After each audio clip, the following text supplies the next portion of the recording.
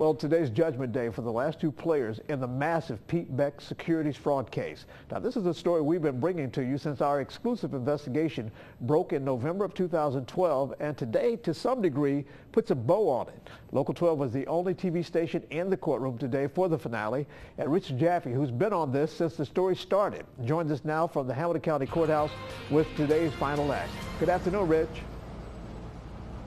Hi, John.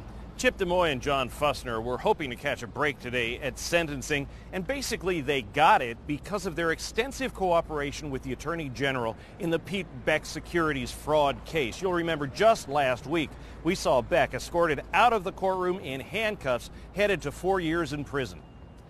Now, first up today was Vernon Chip DeMoy.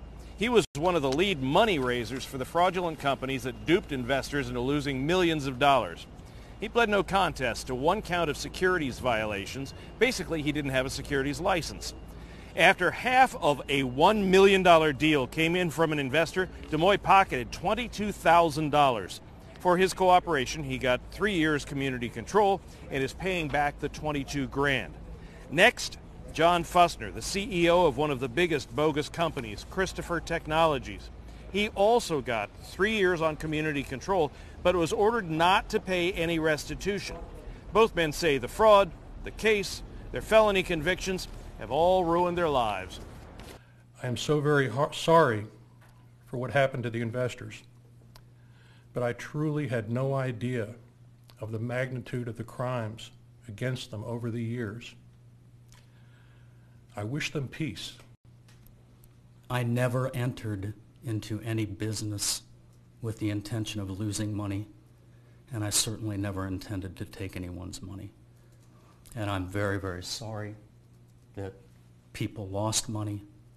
I wanted nothing more than the company to succeed desperately. Now, when you saw John Fussner looking over his shoulder, he was looking at the two primary investors who got this whole investigation rolling, Tom and Tina Walter. You're going to hear from them at 5:30 in regards to whether or not they got any satisfaction out of what they saw here today.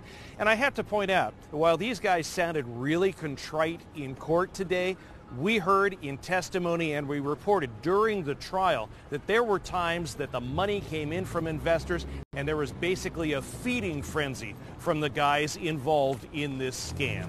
Now, at this point, all of them have either pled guilty, been found guilty. Beck's the only one off doing prison time. But to a point, this is wrapped up. We'll have more on just how far this whole thing may continue to go coming up at 5:30. John? All right, Rich, good job. Thank you so much for that. Both Chip DeMoy and John Fussner claim they're now having trouble finding employment. Fussner filed for bankruptcy a few years ago.